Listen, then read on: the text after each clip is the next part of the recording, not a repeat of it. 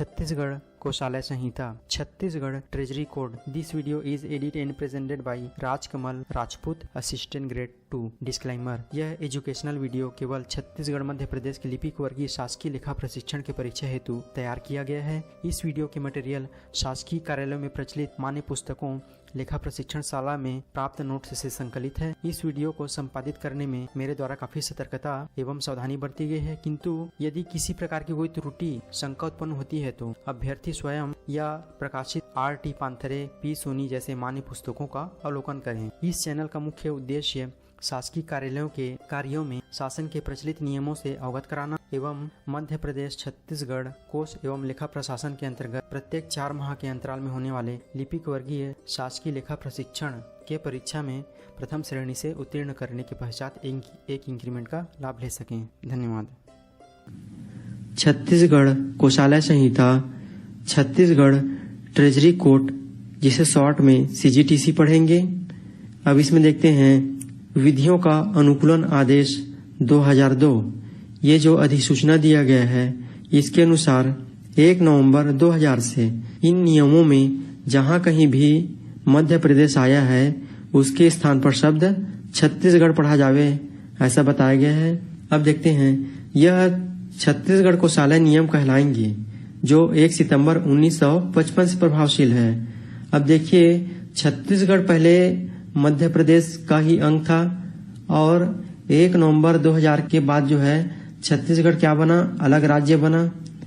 अब इसमें बताया गया है कि मध्य प्रदेश जहां जहां भी शब्द आया है, ये कोषालय संहिता का जो बुक है, इसमें मध्य प्रदेश जहां जहां शब्द आया है उसको क्या पढ़ा जावे, छत्तीसगढ़ पढ़ा जावे। अब वो जो नियम बन गया था पहले 1 सितंबर 1955 में ही जो है मध्य प्रदेश में जो ये कोषालय संहिता का नियम था ये बन चुका था, लेकिन उस नियम को यथावत रखते हुए क्या किए कि मध्य प्रदेश के स्थान पर उसको छत्तीसगढ़ पढ़ा जावे। इस रूप में इसको जो है तैयार किया गया इस बुक को। अब देखिए, भारत के संविधान की धारा 283 के खंड 2 में दी गई शक्ति का प्रयोग करते हुए छत्तीसगढ़ के राज्यपाल द्वारा यह नियम बनाया गया है। किसके द्वारा बनाया गया है? छत्तीसगढ़ के राज्यपाल द्वारा। अब देखिए, छत्तीसगढ़ कोषालय संहिता 2 जिल्दों में है। कितनी जिल्दों में है? 2 जिल्दों में। इनमें से प्रथम में संहिता का मूल पाठ सम्मिलित है तथा दूसरे में परिशिष्ट एवं फार्म है। अब ये जो कोषालय संहिता का जो नियम है ये किस भाषा में है? मूल नियम किस भाषा में है? आंग्ल भाषा में है। अब चलिए आगे, इसमें प्रथम जिल्द को निम्न 2 भागों में विभक्त किया गया है।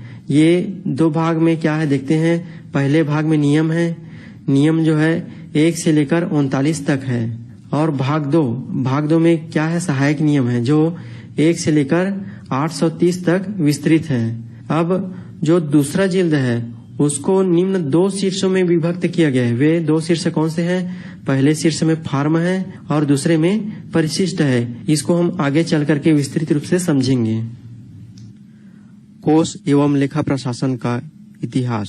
कोष एवं लेखा प्रशासन के अंतर्गत संचालनालय कोष लेखा की स्थापना मूलतः अविभाजित मध्य प्रदेश में सन 1964 में की गई।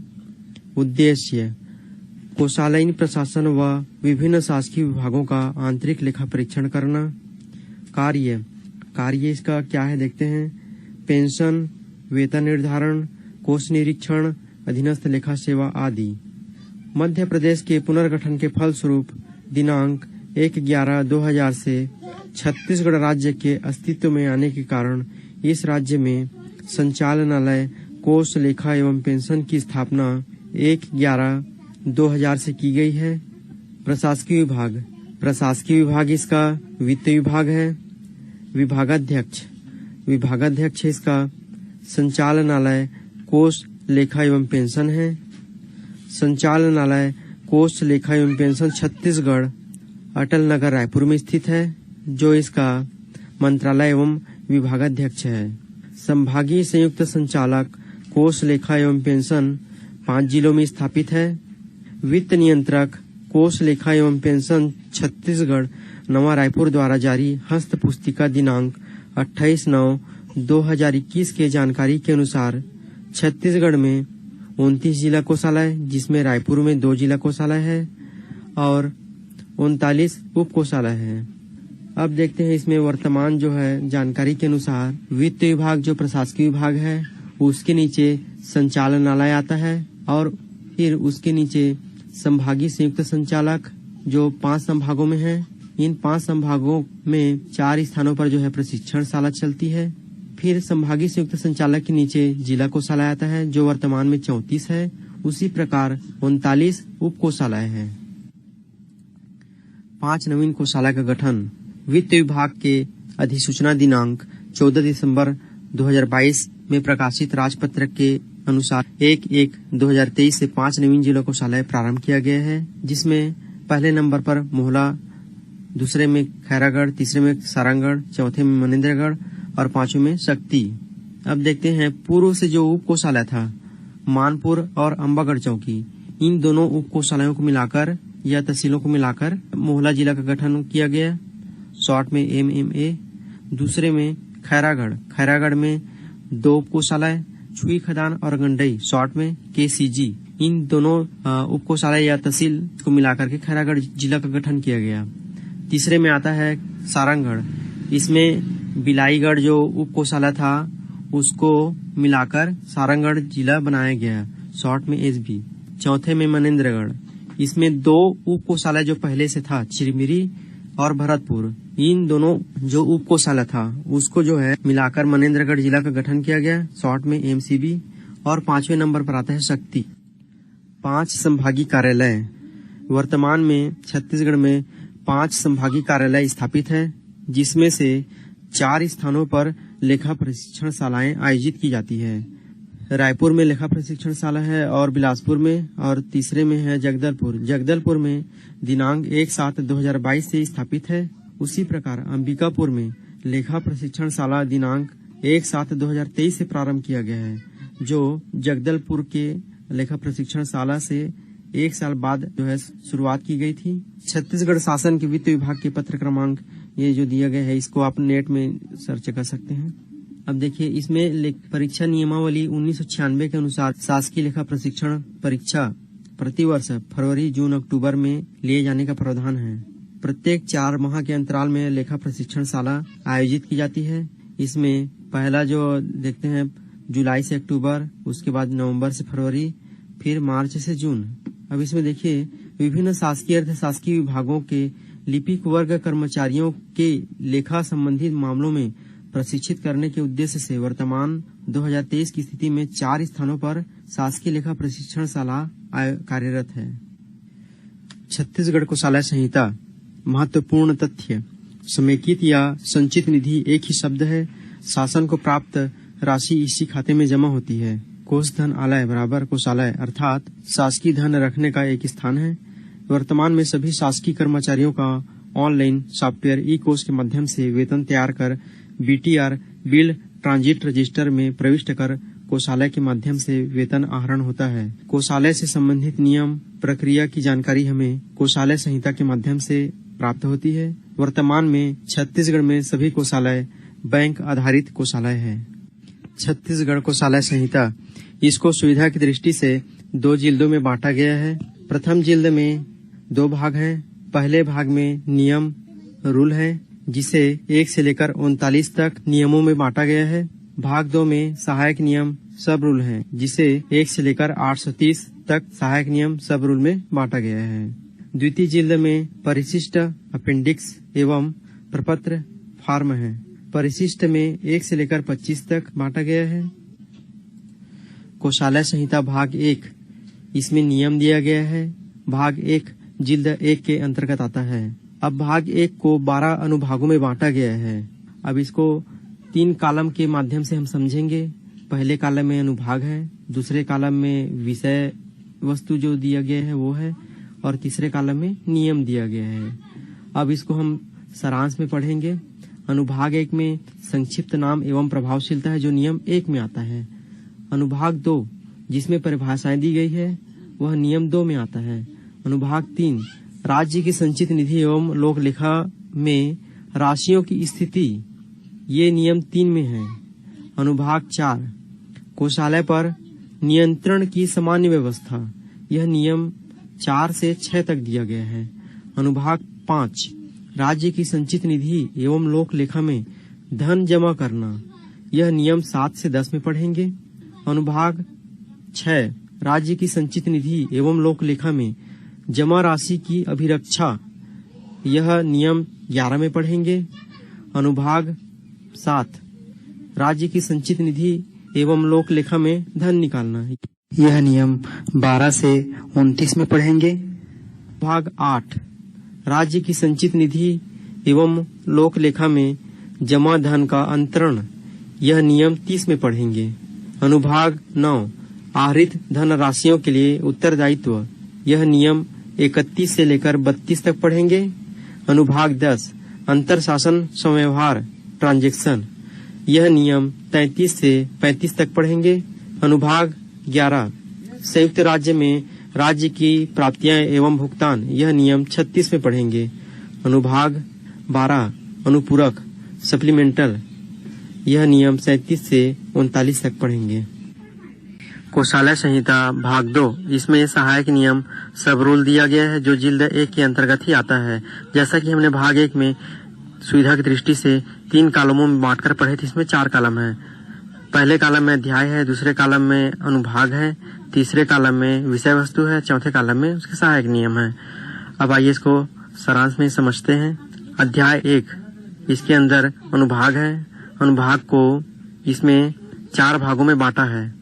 विषय वस्तु में कोषालयों का संगठन एवं कार्य के बारे में बताया गया है और यह सहायक नियम 1 से लेकर 51 में है। फिर आते हैं अध्याय 2 में, यह अनुभाग 1 से लेकर 3 तक है। इसमें राज्य की संचित निधि एवं लोक लेखा में शासकीय धन की प्राप्ति तथा ऐसे धन का भुगतान के बारे में बताया गया है। यह नियम 52 से 83 तक पढ़ेंगे। अध्याय 3, यह अनुभाग 1 से लेकर 3 तक है। इसमें राज्य की समेकित निधि तथा लोक लेखा में संबंधित धन की अभिरक्षा के बारे में बताया गया है जो सहायक नियम 84 से लेकर के 107 तक है। फिर अध्याय 4, यह अनुभाग 1 से लेकर 3 तक है। राज्य की समेकित निधि तथा लोक लेखा से धन का प्रत्याहरण, इसके बारे में बताया गया है। यह सहायक नियम 108 से लेकर के 446 तक है। अध्याय 5, यह अनुभाग 1 से लेकर के 5 तक है जो बैंक कोषालय हेतु विशेष नियम जो दिया गया है उसके बारे में बताया गया है। यह सहायक नियम 447 से 482 तक है।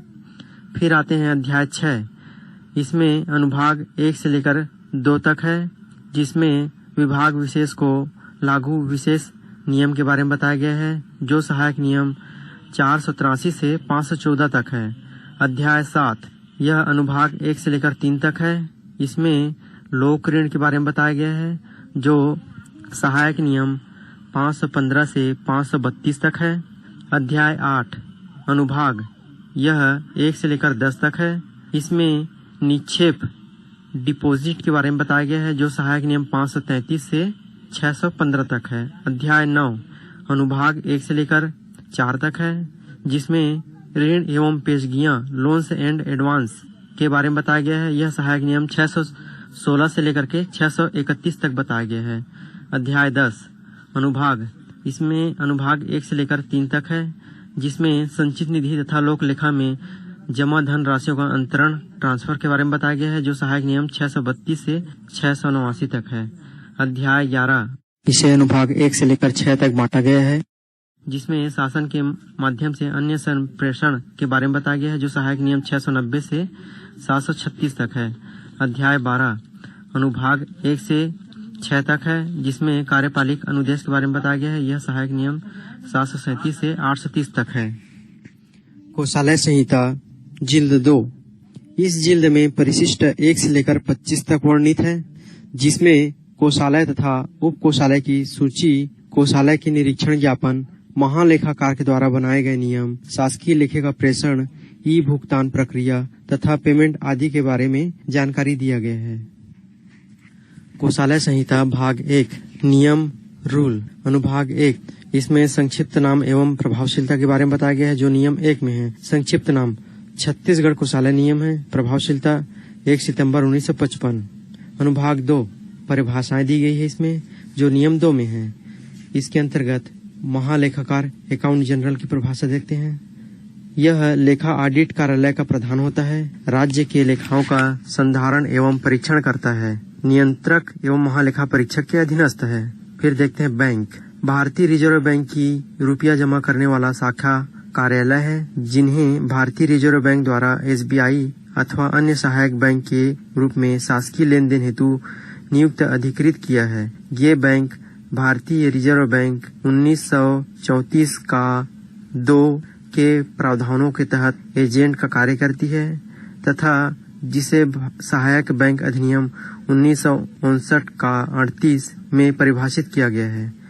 राज्य की संचित निधि वह निधि जिसमें राज्य सरकार की समस्त प्राप्त राशियां, राजस्व, ऋण, अग्रिम इसमें जमा की जाती है। राज्य विधानमंडल द्वारा अधिकृत व्यय इससे किए जाते हैं।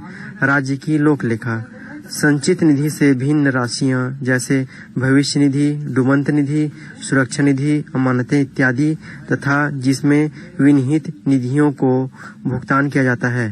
बैंक कोषालय जहां नकदी लेन देन बैंक के माध्यम से किया जाता है। अनुभाग 3 राज्य की संचित निधि एवं लोक लेखा में राशियों की स्थिति। यह नियम 3 में है। इसमें संचित निधि व लोक लेखा की राशियां कोषालय अथवा बैंक में रखा जाना चाहिए, यह बताया गया है। अनुभाग 4 कोषालय पर नियंत्रण की सामान्य व्यवस्था। यह नियम 4 से 6 तक है, जिसमें जिला कोषालय, उप कोषालय व महालेखाकार के बारे में बताया गया है। जिला कोषालय शासन वित्त मंत्री द्वारा महालेखाकार के परामर्श से प्रत्येक जिला में एक जिला कोषालय होगा, यह बताया गया है। उप कोषालय लोक व्यापार की आवश्यकता को देखते हुए जिला कोषालय के अधीनस्थ एक या एक से अधिक उप कोषालय होगा। महालेखाकार नियंत्रक एवं महालेखा परीक्षक की ओर से कोषालय के लेन देन तथा समेकित निधि एवं लोक लेखा में जमा राशियों के समस्त कार्यों का निष्पादन करेगा। शासकीय लेखा प्रशिक्षण में 4 माह प्रशिक्षण के उपरांत इस अनुभाग 4 से संबंधित जो प्रश्न आता है उसके बारे में हम थोड़ा सा चर्चा करेंगे। देखते हैं इसमें प्रश्न 1 कोषालय पर नियंत्रण की सामान्य व्यवस्था क्या है। उत्तर देखते हैं। प्रत्येक जिला में जहां समेकित निधि एवं लोक लेखा की राशियां बैंक में जमा नहीं की जाती, वहां कोषालय 2 भागों में विभक्त होगा, लेखा विभाग और भंडार विभाग। लेखा विभाग क्या देखेगा? समेकित निधि एवं लोक लेखा से संबंधित लेखा रखेगा। भंडार विभाग यह नकदी, मुद्रांक एवं अफीम से संबंधित विभाग देखेगा। अब इसमें देखते हैं लेखा विभाग का प्रभारी कौन होता है? सहायक कोषालय अधिकारी। एवं भंडार विभाग का प्रभारी कौन होगा? खजांची। नोट वित्त मंत्री द्वारा महालेखाकार के परामर्श से एक या एक से अधिक उप कोषालय जिला में निर्धारित कर सकते हैं। यह नियम किस में है? 5 में है। कलेक्टर यह अध्यक्ष होता है, प्रशासकीय नियंत्रक भी होता है। अब कलेक्टर के क्या क्या कार्य हैं देखते हैं। महालेखाकार शासन बैंक द्वारा चाहिए गई जानकारी कोषालय नियमित रूप से भेज रही है अथवा नहीं, यह देखेगा। और निरीक्षण में कलेक्टर जो है जिला कोषालय का वर्ष में 2 बार एवं उप कोषालय का वर्ष में 1 बार निरीक्षण करेगा। कलेक्टर अपने उक्त उत्तरदायित्व से मुक्त नहीं हो सकता, इसमें ध्यान देने योग्य बात है ये। कलेक्टर के स्थानांतरण पर सूचना महालेखाकार को भेजना अनिवार्य होगा। अनुभाग 5 राज्य की संचित निधि एवं लोक लेखा में धन जमा करना। यह नियम 7 से 10 तक है।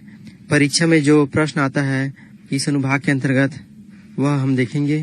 प्रश्न 2 विभागीय आय व विभागीय व्यय हेतु प्रयोग वर्जित है, इस नियम के क्या अपवाद हैं? अथवा विभागीय आय से व्यय करने के लिए अधिकृत 5 विभागों के नाम लिखिए। उत्तर शासकीय सेवकों द्वारा प्राप्त धन राशियां बिना विलंब किए तुरंत कोषागार या बैंक में जमा कर देना चाहिए। उपरोक्तानुसार प्राप्त धन राशियों का उपयोग विभागीय व्यय में नहीं करना चाहिए और न ही समेकित निधि, संचित, लोक लेखा से पृथक रखा जाना चाहिए। अपवाद विभागीय प्राप्तियों को उपयोग व्यय किया जा सकता है। ऐसे कौन कौन सी विभाग है देखेंगे।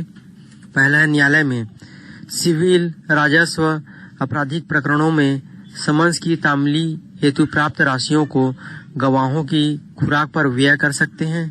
फिर है सिविल न्यायालय में अमानत राशि को वापस करने में व्यय कर सकते हैं। पक्षकार द्वारा न्यायालय में जो अमानत राशि दिया जाता है उस राशि को उस पक्षकार के आने जाने में जो व्यय होता है उसको उस व्यय की प्रतिपूर्ति के रूप में वापस कर सकते हैं। नोटरी पब्लिक अधिनियम के अधीन प्राप्त राशि जो होता है, फीस जो होता है, उसको स्टेशनरी कर्तव्य संपादन पर व्यय कर सकते हैं। लोक निर्माण विभाग में प्राप्त विभागीय विनियमों के अधीन नगद राशि प्राप्तियों को व्यय कर सकते हैं। जेल में कैदियों से प्रवेश के समय प्राप्त धन को छूटे कैदियों को वापस करने में व्यय कर सकते हैं। वन विभाग में प्राप्त धन को स्थानीय खर्च में व्यय कर सकते हैं। सातवां, अस्पताल में मरीज से प्रवेश के समय प्राप्त धन को डिस्चार्ज मरीज को वापस करने में व्यय कर सकते हैं।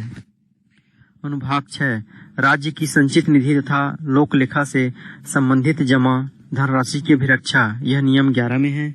इसके अंतर्गत शासकीय सेवक के हाथ में या कोषालय में रखी गई राशि की सुरक्षा प्रक्रिया वित्त मंत्री महालेखाकार के परामर्श से भी निर्धारित करेगा। फिर है बैंक में जमा धनराशि की सुरक्षा की जिम्मेदारी जो है बैंक की होगी।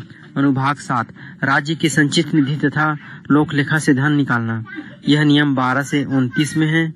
इसके अंतर्गत महत्वपूर्ण बिंदु जो है 15C, ये क्या कहता है? जब कोई शासकीय विभाग स्थापना प्रथम बार कोषालय से आहरण प्रारंभ करता है तो सबसे पहले महालेखाकार से अनुमति लेना आवश्यक है। महालेखाकार उस विभाग स्थापना के लिए प्राधिकार पत्र जारी करता है। क्या जारी करेगा? प्राधिकार पत्र। तभी कोषालय में उस नए आहरण अधिकारी के दावे स्वीकार किए जाते हैं। यह नियम किस में है? नियम 15C में है। फिर है भारत में देय पेंशनें राज्य के किसी भी जिले में आहरित की जा सकती है। नियम किस में है? नियम 21 में। अंतिम वेतन प्रमाण पत्र LPC, लास्ट पे सर्टिफिकेट, शासकीय सेवकों के वेतन भुगतान के लिए आवश्यक होगा। LPC किसके लिए जारी किया जाता है? स्थानांतरित कर्मचारी के लिए प्रथम नियुक्ति को छोड़कर। यह किसमें है? नियम 23 में है। कोषालय अधिकारी भुगतान के लिए उसे प्रस्तुत किए गए किसी देयक में गणितीय अशुद्धि अथवा किसी स्पष्ट त्रुटि को ठीक कर सकता है, लेकिन वह आहरण अधिकारी को उसके द्वारा किए गए सुधार की सूचना देगा। यह नियम 26 में है। DDO के द्वारा धनादेशों हेतु कोषालय बैंक को नमूना हस्ताक्षर भेजना, इसको हम आगे देखेंगे डिटेल में। यह किसमें? नियम 29 में है, नमूना हस्ताक्षर। अनुभाग 8, राज्य की संचित निधि एवं लोक लेखा में जमा धन का अंतरण, नियम 30 में है ये। इसके अंतर्गत वित्त मंत्री द्वारा भारत के रिजर्व बैंक की सलाह से दिए निर्देशानुसार कार्य करेगा। अनुभाग 9, आहरित धन राशियों के लिए उत्तरदायित्व, यह नियम 31 में है। इसके अंतर्गत यदि किसी कोषालय अधिकारी को महालेखाकार से यह सूचना प्राप्त हो कि धन का गलत आहरण हुआ है तो महालेखाकार के द्वारा बताए निर्देशानुसार अविलंब आहरण अधिकारी द्वारा, मतलब जो DDO है उसके द्वारा निश्चित धनराशि वापस करेगा। किसको वापस करेगा? शासन को वापस करेगा। अनुभाग 10, अंतर शासन समव्यवहार ट्रांजैक्शन, नियम 33 से 35 तक है। इसके अंतर्गत नियंत्रक एवं महालेखा परीक्षक के द्वारा केंद्र सरकार की स्वीकृति से जारी किए गए अन्य सरकार से लेन देन को छोड़कर इस छत्तीसगढ़ राज्य शासन का दूसरी राज्य सरकार के साथ लेन देन का संयोजन नहीं किया जाएगा। अर्थात केंद्र सरकार की स्वीकृति से जो अन्य सरकार हैं उनको जो स्वीकृति दी गई है उसको छोड़कर जो शेष दूसरी राज्य सरकार है उनके साथ लेन देन का संयोजन नहीं किया जाएगा, ये बताया गया है इसमें। अनुभाग 11, संयुक्त राज्य में राज्य की प्राप्तियां एवं भुगतान, नियम 36 के अधीन है ये। इसके अंतर्गत संयुक्त राज्य में नियंत्रक एवं महालेखा परीक्षक राष्ट्रपति के अनुमति के निर्देशानुसार प्राप्ति एवं भुगतान का संयोजन किया जाएगा। अर्थात राष्ट्रपति के अनुमति के निर्देशानुसार जो है प्राप्ति और भुगतान का संयोजन करेगा। अनुभाग 12, अनुपूरक, ये नियम 37 से 39 तक है। इस प्रकार कोषालय नियम यही समाप्त होता है। अब आगे पढ़ेंगे सहायक नियम।